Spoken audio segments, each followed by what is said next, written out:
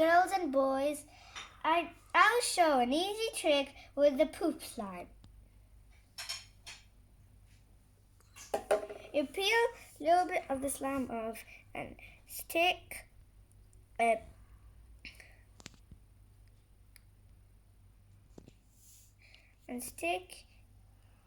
thing like that. Then you blow and then you get a massive bubble. And I'm gonna show what it looks like.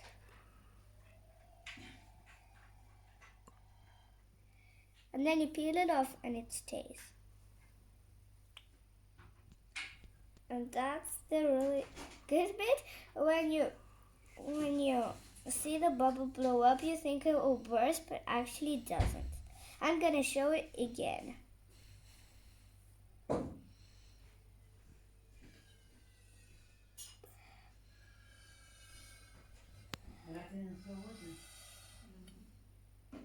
So this is the giant bubble. We'll see you next time. Bye.